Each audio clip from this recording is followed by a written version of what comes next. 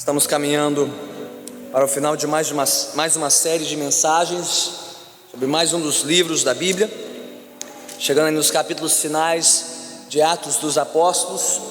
Assim que encerrarmos esta série, voltaremos para o Antigo Testamento. Temos mantido essa disciplina aqui de estudar um livro de cada testamento alternadamente. Eu tenho gasto quase um ano em Atos, vamos nos voltar para o Antigo Testamento em mais algumas semanas, para o livro de Eclesiastes, que nos aguarda já no mês que vem, mas ainda temos alguns assuntos a tratar no livro de Atos. Então abra comigo a sua Bíblia em Atos dos Apóstolos, no capítulo 25, e excepcionalmente, e é exceção mesmo, não costumamos fazer isso, mas como vamos estudar 2 capítulos inteiros deste livro hoje, excepcionalmente os irmãos podem permanecer sentados, para uma leitura um pouquinho mais extensa que de costume, mas mantendo a sua atenção no texto bíblico. Atos capítulo 25, versículo 1, a nossa leitura irá até o final do capítulo seguinte, do capítulo 26. Então respire fundo comigo e vamos em frente. Diz assim a palavra de Deus, conforme registrado em Atos dos Apóstolos, capítulo 25, a partir do versículo 1. 3 dias depois de chegar à província, Festo subiu de Cesareia para Jerusalém, onde os chefes dos sacerdotes e os judeus mais importantes compareceram diante dele, apresentando as acusações contra Paulo. Pediram a Festo o favor de transferir Paulo para Jerusalém, contra os interesses do próprio Paulo, pois estavam preparando uma emboscada para matá-lo no caminho. Festo respondeu: Paulo está preso em Cesareia, e eu mesmo vou para lá em breve. Desçam comigo alguns dos seus líderes e apresentem ali as acusações que têm contra esse homem, se realmente ele fez algo de errado. Tendo passado com eles 8 a 10 dias, desceu para Cesareia, e no dia seguinte convocou o tribunal e ordenou que Paulo fosse trazido perante ele. Quando Paulo apareceu, os judeus que tinham chegado de Jerusalém se aglomeraram ao seu redor, fazendo contra ele muitas e graves acusações que não podiam provar. Então Paulo fez sua defesa: nada fiz de errado contra a lei dos judeus, contra o templo ou contra César. Festo, querendo prestar um favor aos judeus, perguntou a Paulo: você está disposto a ir a Jerusalém e ali ser julgado diante de mim acerca dessas acusações? Paulo respondeu: estou agora diante do tribunal de César, onde devo ser julgado. Não fiz nenhum mal aos judeus, como bem sabes. Se de fato sou culpado de ter feito algo que mereça a pena de morte, não me recuso a morrer. Mas se as acusações feitas contra mim por esses judeus não são verdadeiras, ninguém tem o direito de me entregar a eles. Apelo para César. Depois de ter consultado seus conselheiros, Festo declarou: você apelou para César irá. Alguns dias depois, o rei Agripa e Berenice chegaram a Cesareia para saudar Festo. Visto que estavam passando muitos dias ali, Festo explicou o caso de Paulo ao rei. Há aqui um homem que Félix deixou preso. Quando fui a Jerusalém, os chefes dos sacerdotes e os líderes dos judeus fizeram acusações contra ele, pedindo que fosse condenado. Eu lhes disse que não é costume romano condenar ninguém antes que ele se defronte pessoalmente com seus acusadores e tenha a oportunidade de se defender das acusações que lhe fazem. Vindo eles comigo para cá, não retardei o caso. Convoquei o tribunal no dia seguinte e ordenei que o homem fosse apresentado. Quando seus acusadores se levantaram para falar, não acusaram de nenhum dos crimes que eu esperava. Ao contrário, tinha alguns pontos de divergência com ele acerca de sua própria religião e de um certo Jesus, já morto, o qual Paulo insiste que está vivo. Fiquei sem saber como investigar tais assuntos. Por isso perguntei-lhe se ele estaria disposto a ir a Jerusalém e ser julgado ali acerca dessas acusações. Apelando Paulo para que fosse guardado até a decisão do imperador, ordenei que ficasse sob custódia, até que eu pudesse enviá-lo a César. Então Agripa disse a Festo: eu também gostaria de ouvir esse homem. Ele respondeu: amanhã o ouvirás. No dia seguinte, Agripa e Berenice vieram com grande pompa. Entraram na sala de audiências com os altos oficiais e os homens importantes da cidade. Por ordem de Festo, Paulo foi trazido. Então Festo disse: ó rei Agripa, todos os senhores aqui presentes conosco, vejam este homem. Toda a comunidade judaica me fez petições a respeito dele em Jerusalém e aqui em Cesareia. gritando que ele não deveria mais viver. Mas verifiquei que ele nada fez que mereça pena de morte. Todavia, porque apelou para o imperador, decidi enviá-lo a Roma. No entanto, não tenho nada definido a respeito dele para escrever a sua majestade. Por isso eu o trouxe diante dos senhores, especialmente diante de ti, rei Agripa, de forma que, feita essa investigação, eu tenha algo para escrever, pois não me parece razoável enviar um preso sem especificar as acusações contra ele. Então Agripa disse a Paulo: você tem permissão para falar em sua defesa. A seguir, Paulo fez sinal com a mão e começou a sua defesa. Rei Agripa, considero-me feliz por poder estar hoje em tua presença para fazer a minha defesa contra todas as acusações dos judeus, especialmente porque estás bem familiarizado com todos os costumes e controvérsias deles. Portanto, peço que me ouças pacientemente.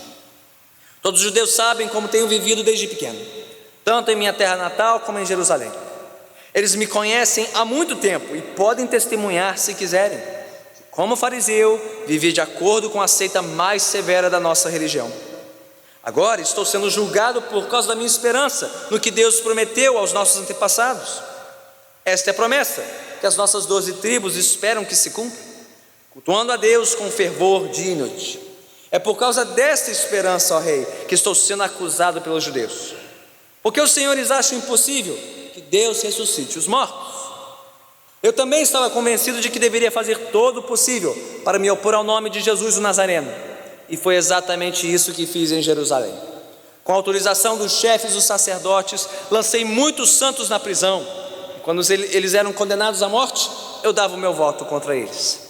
Muitas vezes ia de uma sinagoga para outra a fim de castigá-los e tentava forçá-los a blasfemar. Em minha fúria contra eles, cheguei a ir a cidades estrangeiras para persegui-los.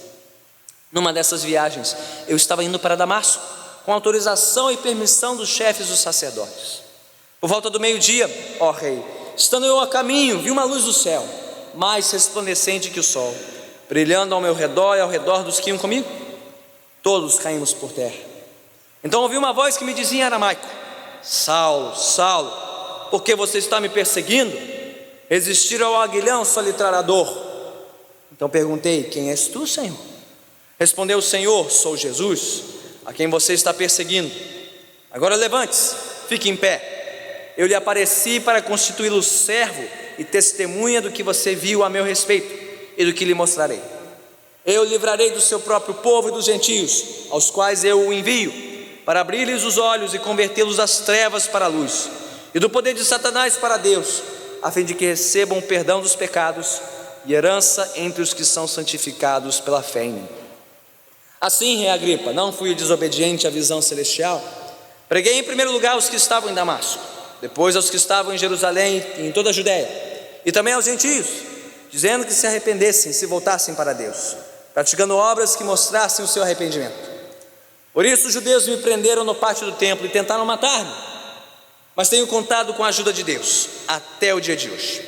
E por este motivo estou aqui e dou testemunho, tanto a gente simples como a gente importante. Não estou dizendo nada além do que os profetas e Moisés disseram que haveria de acontecer: que o Cristo haveria de sofrer e, sendo o primeiro a ressuscitar dentre os mortos, proclamaria a luz para o seu próprio povo e para os gentios. A esta altura, Festo interrompeu a defesa de Paulo e disse em alta voz: você está louco, Paulo?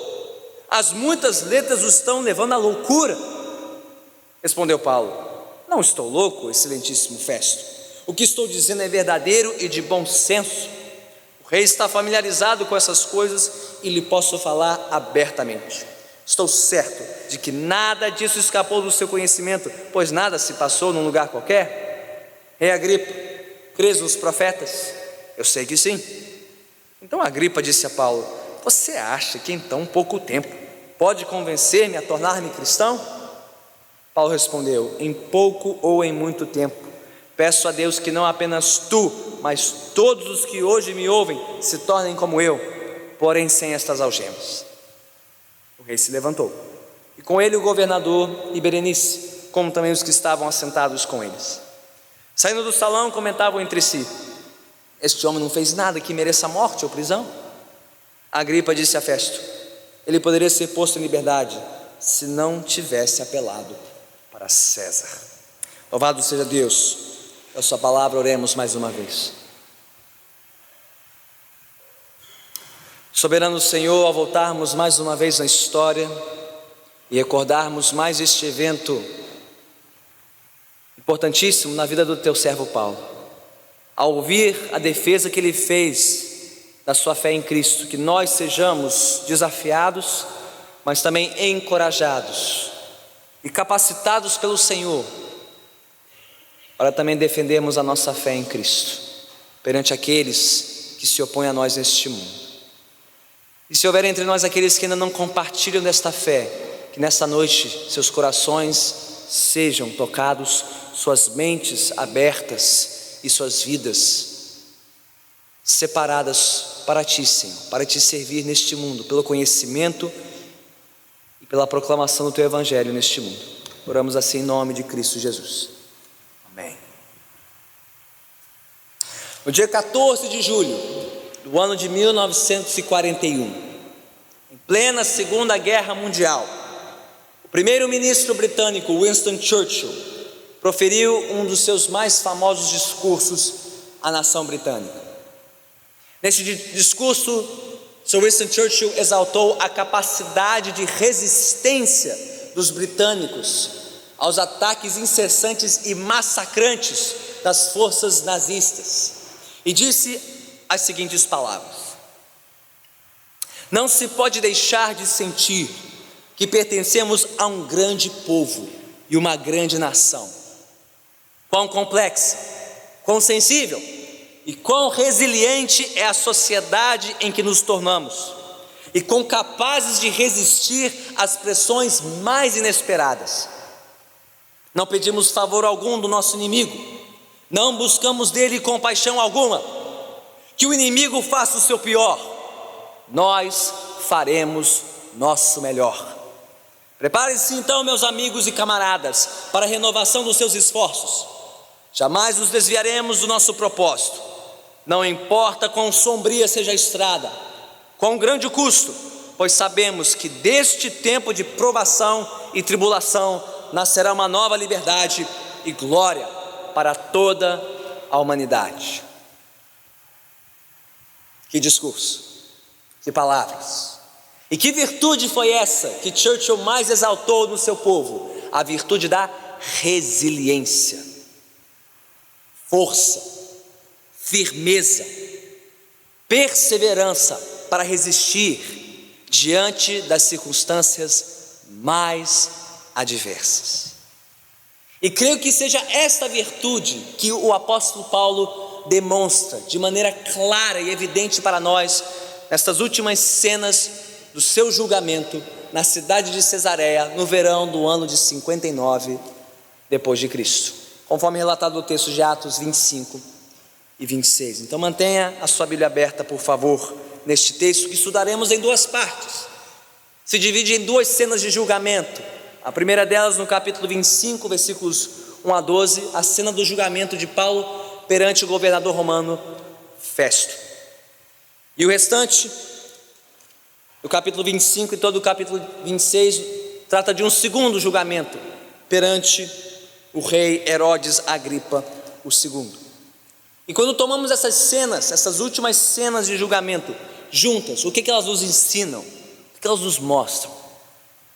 Que assim como Paulo diante dos seus acusadores, nós também devemos ser resilientes, firmes, persistentes em nossa defesa do Evangelho, especialmente diante daqueles que nos acusam, que nos intimidam e que tentam ridicularizar a nossa fé em Jesus Cristo. Assim como vemos Paulo aqui, veremos que nós também devemos seguir em seus passos. Vamos ver como ele fez isso em cada uma dessas duas cenas. Voltando para o capítulo 25, versos 1 a 12, o julgamento perante o governador Festo. Nós sabemos, por conta do final do capítulo 24, versículo 27, que Paulo permaneceu 2 anos sob custódia no palácio dos romanos em Cesareia, aguardando o desfecho do seu caso, que não aconteceu. até que finalmente o governador que primeiro ouviu o seu julgamento, Félix, foi deposto. Conta-se que ele se indispôs com as elites judaicas, que conseguiram minar sua credibilidade a ponto de Félix ser chamado de volta para Roma para prestar esclarecimentos sobre a sua administração, o que abriu o caminho para um novo governador, que entrou em cena aqui no início do capítulo 25, um tal de Pórcio Festo, um homem eficiente, um homem estratégico, segundo os versículos 1 e 2, porque mal ele chega, e sabendo do que aconteceu com seu antecessor, ele queria fazer as pazes com os judeus, queria estar numa boa harmonia com os líderes judaicos. Portanto, ele logo foi para Jerusalém, é o que diz o versículo 1, para fazer uma média, ser conhecido e fazer as pazes com os líderes judeus. E curiosamente, ao visitar Jerusalém, diz os versículos 2 e 3, que ele logo tomou ciência das reivindicações das elites judaicas, e dentre elas, uma das primeiras coisas que eles apresentaram ao novo governador romano foi a exigência de retomar o caso de Paulo, que estava lá arquivado, de trazê-lo a julgamento e condená-lo. Mas também, diz o versículo 3, tramando para que, na transferência de Paulo de Cesareia para Jerusalém, eles armassem uma emboscada e o assassinassem. Bem, diz o versículo 4 e 5 deste capítulo que Festo foi um homem estratégico. Por um lado, ele não queria perder o favor dos líderes judeus em Jerusalém, mas também ele não queria quebrar o protocolo romano. Então, para agradar os judeus, ele desarquivou o processo de Paulo, mas não, deu a ele o que ele merecia, um julgamento não em Jerusalém, mas em Cesareia, chamando os judeus para deporem contra ele em Cesareia. Então, passados mais uns 8 a 10 dias, diz o versículo 6, finalmente o julgamento foi retomado 2 anos depois.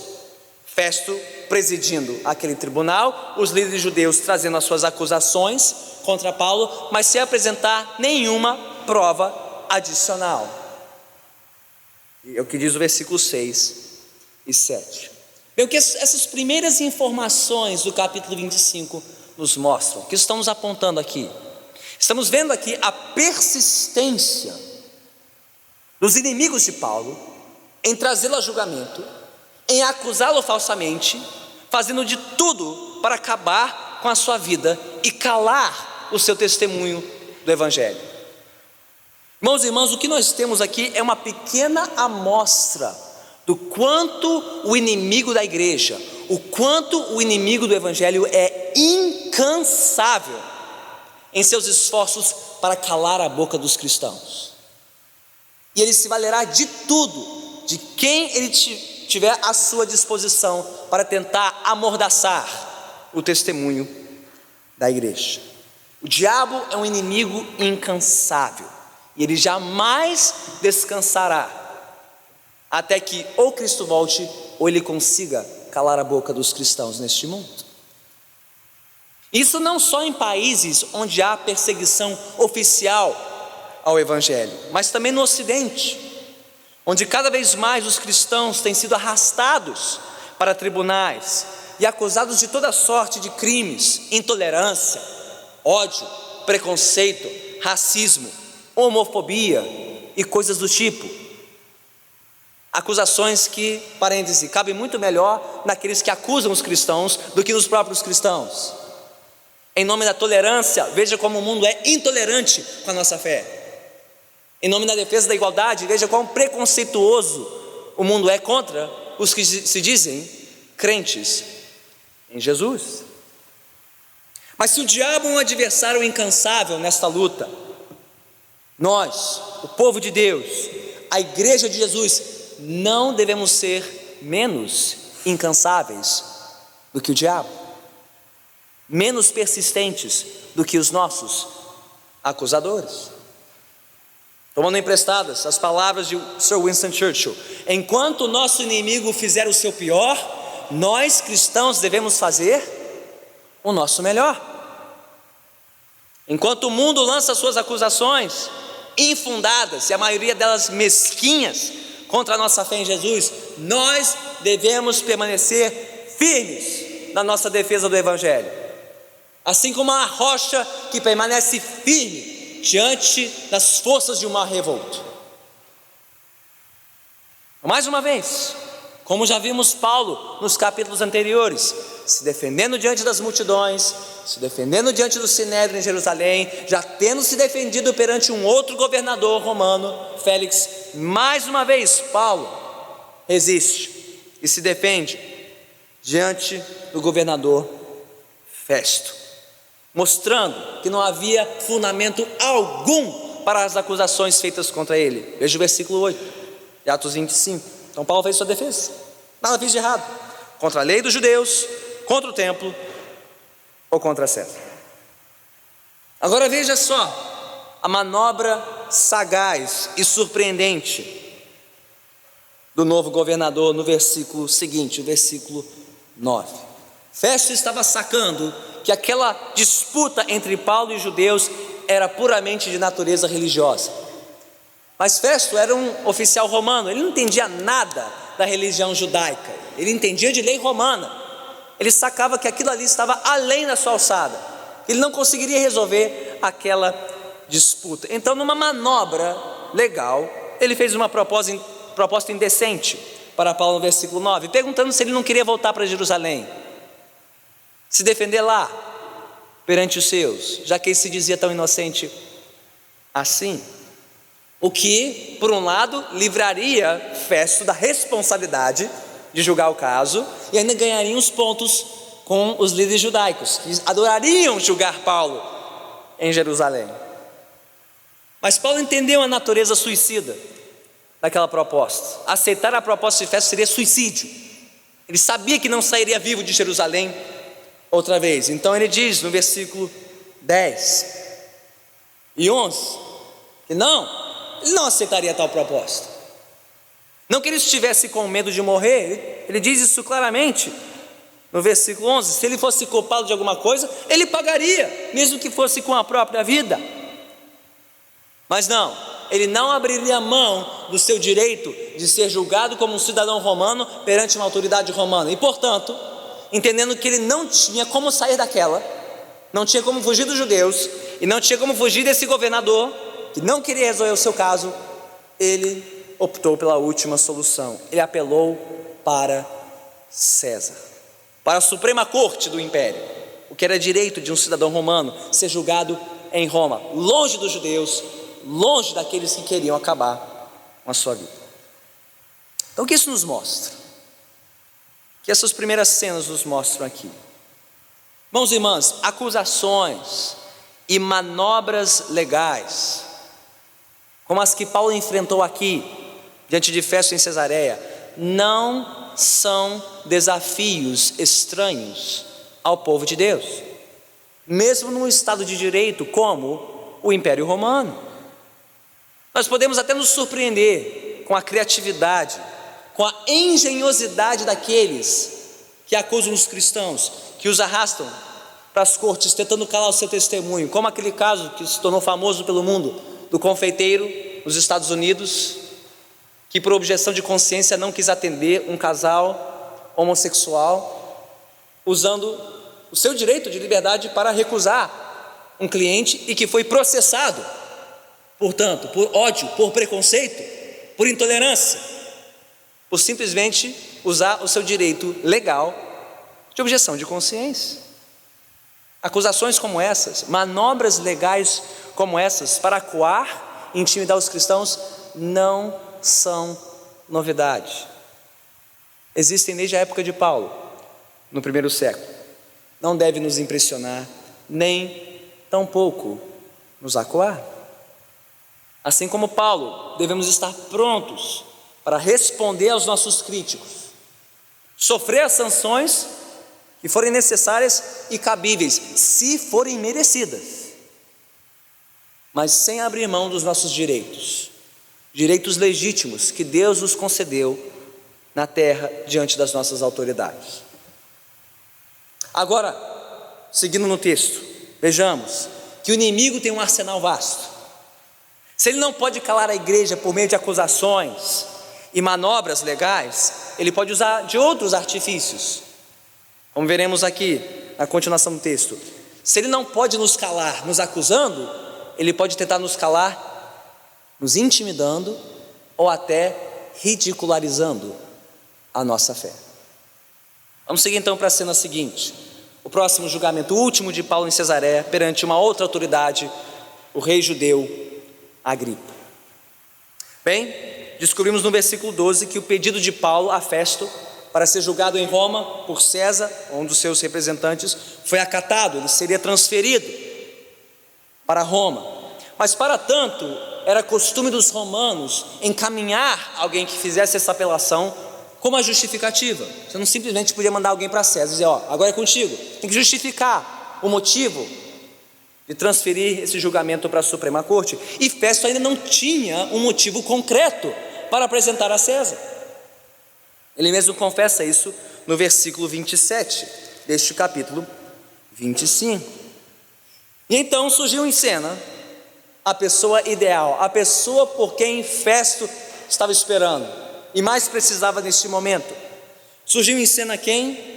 O rei judeu Agripa II e sua irmã Berenice. Eles também vieram prestigiar o novo governador no versículo 13, em seu palácio em Cesareia. E por que Agripa aqui era a figura ideal aos olhos de Festo? Por duas razões. Primeiro, porque Agripa era alguém da elite, da aristocracia judaica. Ele tinha excelente trânsito com os judeus em Jerusalém.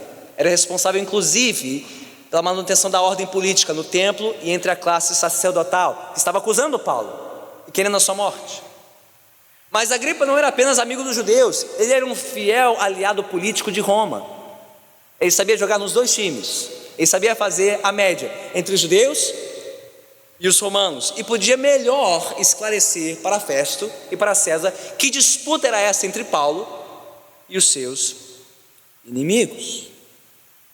Então, por ser esse conhecedor próximo do judaísmo, por ser amigo dos judeus e dos romanos, ao chegar em Cesareia para prestigiar o novo governador romano Festo, Agripa consentiu em ouvir o caso de Paulo, ouvir a sua defesa e ajudar Festo a elaborar o relatório que mandaria com Paulo para César em Roma.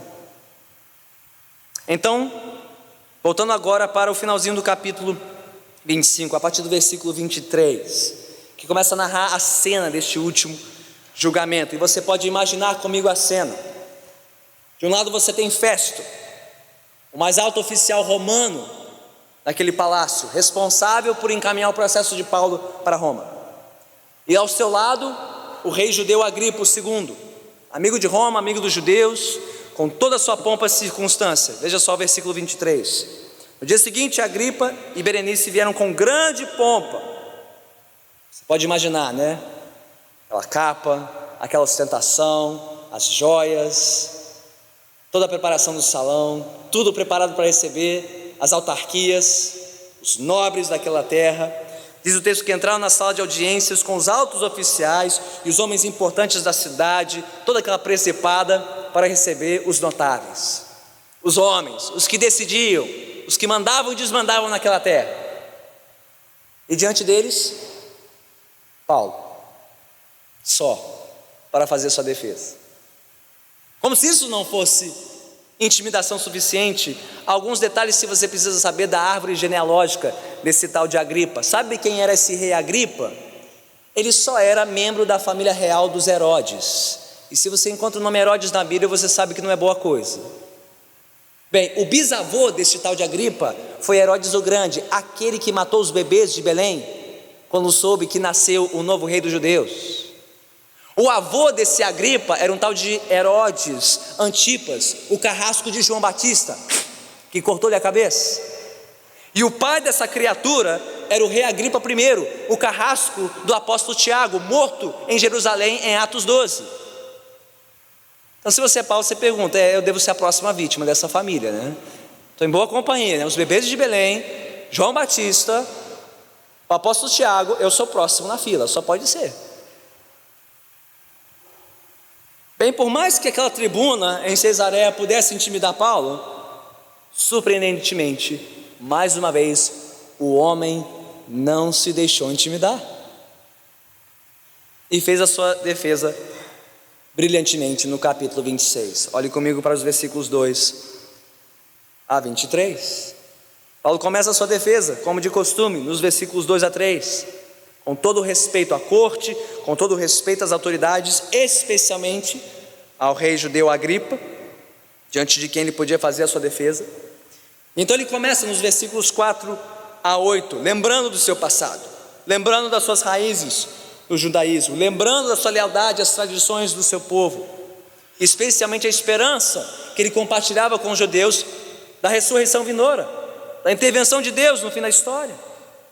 De novo Paulo conta a história nos versículos 9 a 11, de como ele tinha sido um carrasco dos cristãos, tamanho defensor da tradição dos judeus, que ele estava disposto a lançar os cristãos da prisão e acabar com a raça deles. Ele sabia o que era perseguir a igreja, ele sabia o que era tentar calar a boca dos cristãos. Ele jogou nesse time antes. Mas mais uma vez, nos versículos 12 a 18, ele conta a história da sua conversão, do seu encontro com Jesus, de como Cristo ressurreto, a quem ele perseguia, entrou na sua história, mudou a sua vida, de perseguidor a perseguido, de questionador do Evangelho a pregador do Evangelho. De maneira sobrenatural, não só converteu Paulo, como o convocou para ser o seu mensageiro neste mundo. Ou seja, por mais que Paulo tivesse nascido do judaísmo, viesse de raízes judaicas, conhecesse o que era defender o judaísmo, ele tinha sido vencido por uma nova lealdade, um novo amor, uma nova paixão, um novo chamado, que não era defender a religião de Moisés, mas defender o Evangelho de Jesus Cristo, custasse o que lhe custasse. Ele tinha sido chamado por Jesus para ser o pregador do Evangelho. É o que diz o versículo 15, 16, 17 e 18. Olha para o texto. Paulo relembrando o dia do seu encontro com Jesus. Então perguntei: quem és tu, Senhor? Respondeu o Senhor: sou Jesus, a quem você está perseguindo. Agora levante-se, fique em pé. Eu lhe apareci para constituí-lo servo e testemunha do que você viu a meu respeito, do que lhe mostrarei. Eu o livrarei do seu próprio povo e dos gentios, aos quais eu o envio, para abrir-lhes os olhos e convertê-los das trevas para a luz, e do poder de Satanás para Deus, a fim de que recebam perdão dos pecados e herança entre os que são santificados pela fé em mim. Foi isso que Jesus pediu de Paulo, e foi isso que Paulo fez. É o que ele diz no versículo 19, 20 e 21. Rei Agripa, eu não pude desobedecer, eu não pude resistir, eu não podia ficar calado. Eu tive que anunciar esse Evangelho para os meus e para os outros, para os judeus e para os gentios, chamando todos a se arrependerem dos seus pecados, importantes ou não, grandes ou pequenos, não importa, sejam vocês nobres ou o mais simples morador do Império Romano, não importa. Eu sou um homem sob ordens, eu estou neste mundo para pregar o Evangelho e pagar o preço por isso. É o que Paulo estava dizendo naquele tribunal. E então ele termina nos versículos 22 e 23 dizendo, em outras palavras: Rei Agripa, por mais que você e os judeus e as suas tradições estejam contra mim, eu sei quem está do meu lado, eu sei que eu estou do lado de Deus e da sua santa palavra. Não é isso que ele diz no versículo 22 e 23? Mas tenho contado com a ajuda de Deus até o dia de hoje, e por esse motivo estou aqui e dou testemunho, tanto a gente simples como a gente importante. Não estou dizendo nada além do que os profetas e Moisés disseram que haveria de acontecer, que o Cristo haveria de sofrer e, sendo o primeiro a ressuscitar dentre os mortos, proclamaria luz para o seu próprio povo e para os gentios. O que esta nova defesa de Paulo nos mostra? Que ela nos ensina. Bem, vimos na cena anterior a tentativa de calarem Paulo por meio da acusação, mas aqui a estratégia é um pouquinho diferente. Aqui, neste último julgamento, a estratégia para calar Paulo não foi a acusação, mas a intimidação. Tentaram intimidar Paulo, trazendo toda a nobreza, toda a classe aristocrática, os nobres, para de alguma forma intimidar Paulo, colocá-lo numa sinuca, encurralá-lo no canto, ver se ele baixava a bola. falava menos, recuava na sua defesa da fé. Diante de toda essa demonstração de pompa, circunstância, realeza, riqueza, poder e autoridade, com a vida de Paulo em jogo, se não podiam calá-lo, acusando, talvez intimidando, pudessem abafar a voz do apóstolo. E meus irmãos, não é exatamente assim que o mundo também faz com a igreja? Quando os oponentes, os críticos do evangelho não conseguem calar a igreja por meio da acusação, tentam como? Por meio da intimidação, com insinuações do tipo: quem são vocês cristãos para questionar as nossas tradições, os nossos costumes, as nossas lideranças, os nossos pensadores? Quem vocês cristãos pensam que são, se dizendo defensores da verdade absoluta? Quem vocês cristãos pensam que são, se achando melhores do que o resto do mundo por crer num tal de Jesus, num tal de evangelho? E tudo isso alimentado, especialmente no Ocidente, por uma classe universitária, uma classe artística, uma classe cultural e política que usa toda a sua influência social, todos os meios de comunicação em massa para taxar os cristãos de aqueles cristãozinhos, aquela gente que a gente sabe, né? Atrasada, retrógrada, ignorante. Quem eles pensam que são? Para dizer o que devemos crer, ou como devemos viver neste mundo, tentando desmerecer a nossa fé em Cristo, sem sequer entrar no mérito do que nós cremos, tentando vencer a batalha, se não pela acusação, pela intimidação, tentando fazer com que a igreja se sinta menos, menor, inferior, diante dos figurões da nossa sociedade que atacam o cristianismo. Mas como é que Paulo reagiu aqui? Veja só, sem perder a calma, sem perder a compostura, Paulo não se rendeu às acusações, nem tampouco às insinuações e às tentativas de intimidação. Ele simplesmente se deteve aos fatos claros e evidentes em seu testemunho. Por mais que aquela gente importante, rica e poderosa se sentisse incomodada e desagradada pelo testemunho de Paulo, Paulo não podia ficar quieto, ele não podia baixar o volume do seu testemunho, porque Paulo era um homem sob ordens. Por mais que Paulo tivesse resistido o chamado do Senhor Jesus antes, tivesse tentado sufocar a igreja, ele não pôde resistir quando Jesus apareceu em cena e o convocou para mudar de lado, para mudar de time, não mais atacando a igreja, mas defendendo o evangelho de Jesus. Por mais que Paulo tivesse trabalhado para acabar com o cristianismo, aprove a Jesus torná-lo um dos maiores defensores e pregadores da fé cristã. E por mais que Paulo sofresse resistências, fosse dos judeus ou dos gentios, ele não podia ser desobediente ao seu Senhor. Então, com todo respeito a Agripa, a Festo e a toda aquela gente bonita, bela e importante, Paulo não podia dar a mínima para as credenciais deles. Ele tinha que ser fiel ao seu Senhor, que nem um mensageiro, que nem um embaixador. Qual é a função, qual é a missão de um mensageiro ou de um embaixador? É de agradar a pessoa a quem está mandando um recado? Qual é a função de um mensageiro, gente? É entregar a mensagem e ponto final, quer o receptor goste ou não. A função de um embaixador não é de agradar a nação a quem ele dirige a mensagem da autoridade máxima do seu país. A função de um embaixador é qual? É entregar o recado, é isso, e ponto, quer a nação receptora goste ou não do que ouviu. Deus nos chamou para sermos mensageiros, para sermos embaixadores. O nosso papel neste mundo não é agradar as pessoas, não é fazer com que elas se sintam bem, agradadas, importantes, felizes. O nosso papel é sermos mensageiros fiéis, é entregar o recado, assim como o nosso Senhor o revelou até nós. Somente isso.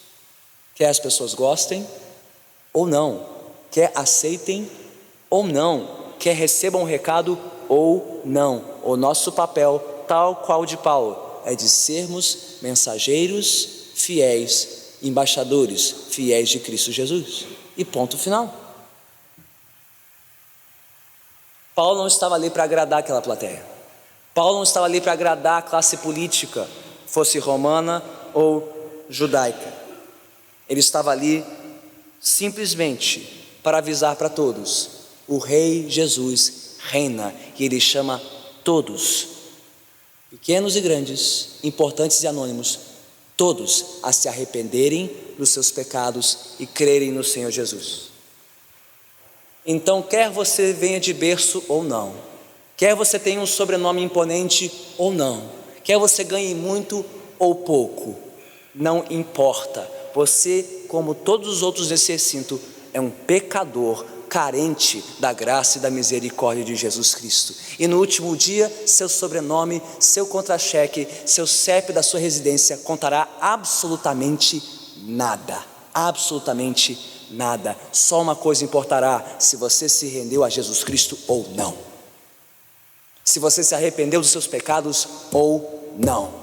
Se você se vê como um miserável pecador, como Paulo, carente do perdão de Cristo Jesus, da rendição da sua vida a Ele, para servi-lo fielmente neste mundo, só isso contará, e nada mais. Não o seu currículo, não a quantidade de curtidas na sua fanpage, não quantos seguidores você tem nas redes sociais, isso valerá absolutamente nada. Nada.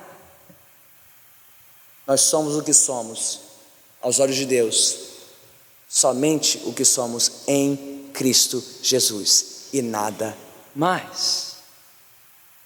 E não importa quem você conheça, seja gente importante ou simples, eles também precisam ouvir isso, e você também precisa dizer isso a eles com fidelidade, com clareza e com urgência, assim como Paulo fez aqui.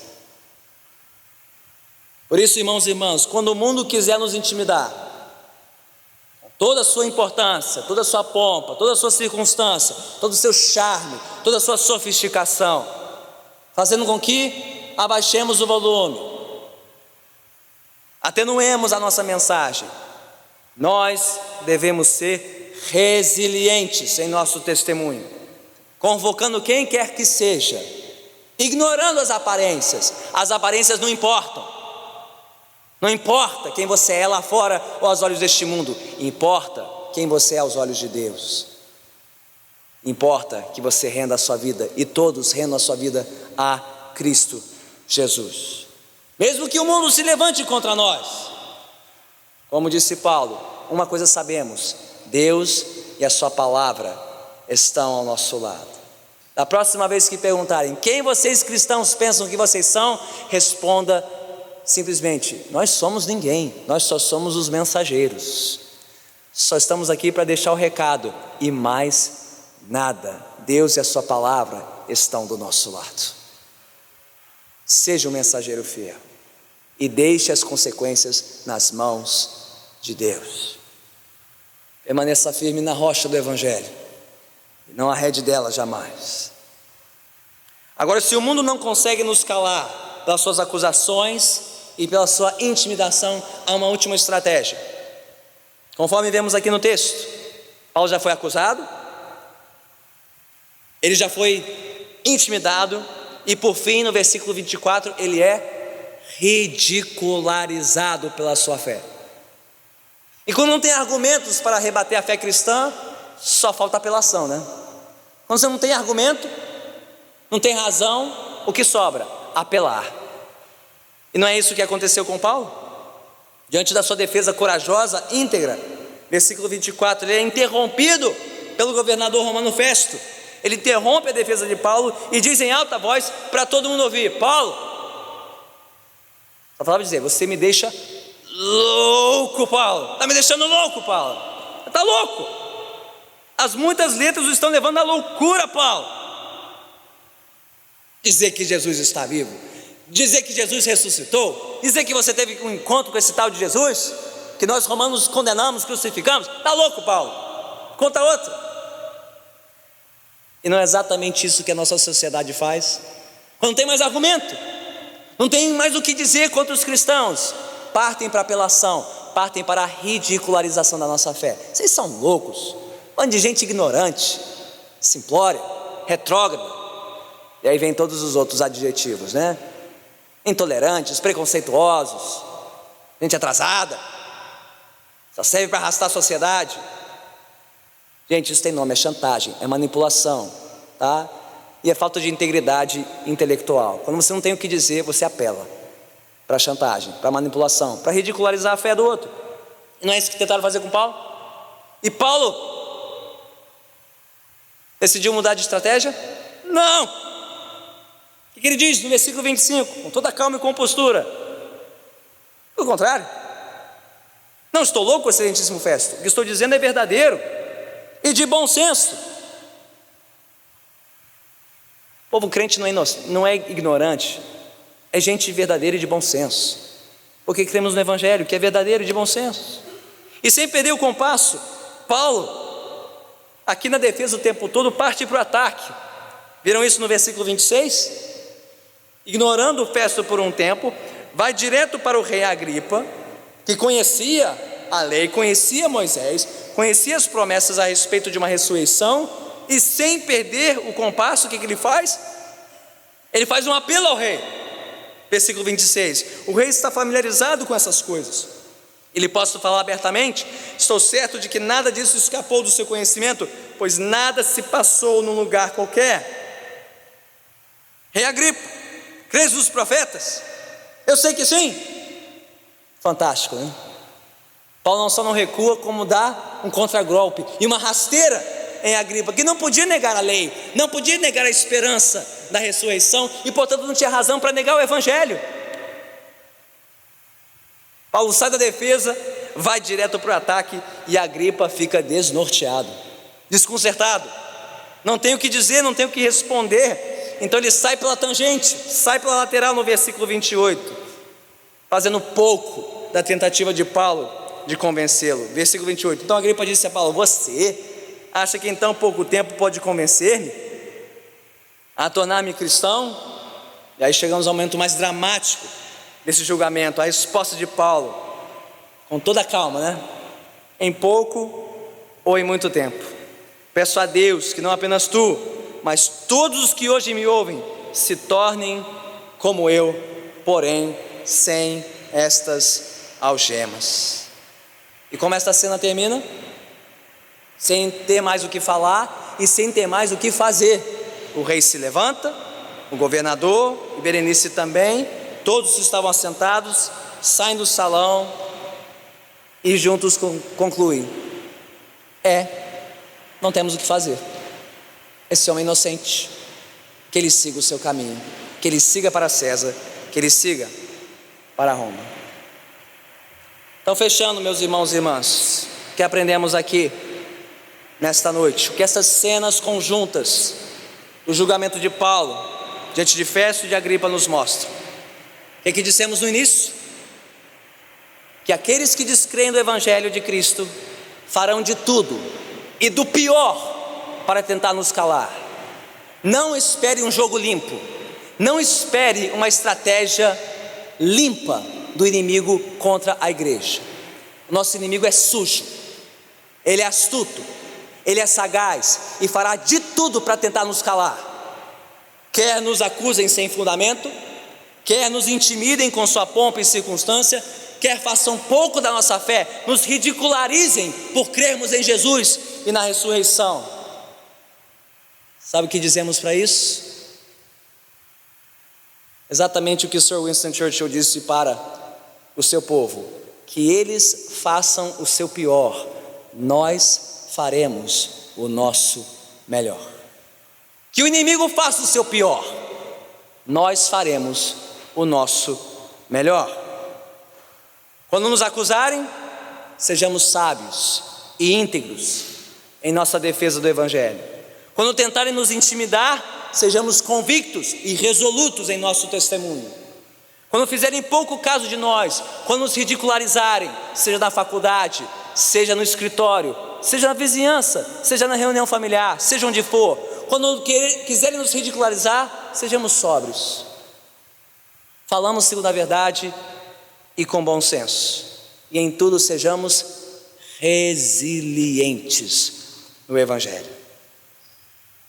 E quando nos faltarem as forças, porque chega uma hora que cansa, gente, cansa apanhar nesse mundo, cansa ser acusado, cansa ser intimidado, cansa ser ridicularizado pela fé em Cristo. Quando nos faltarem as forças, não tire os seus olhos de Jesus. Diga comigo: não tire os olhos de Jesus. De novo, não tire os olhos de Jesus.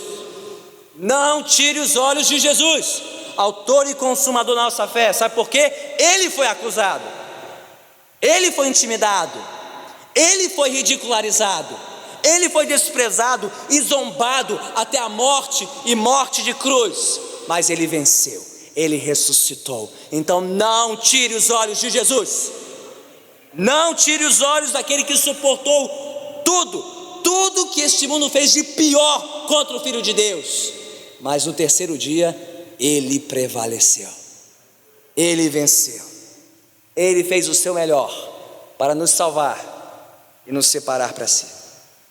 Então, que o mundo faça o seu pior contra nós, nós faremos o nosso melhor.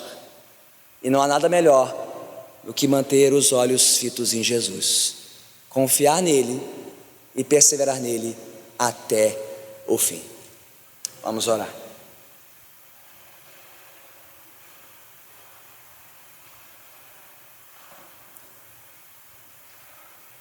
Senhor bendito, neste mundo de tantas distrações, de tantas tentativas, Senhor, para desviar o nosso olhar de Ti, ajude-nos a sermos um povo que não tira os olhos de Cristo Jesus, autor e consumador da nossa fé.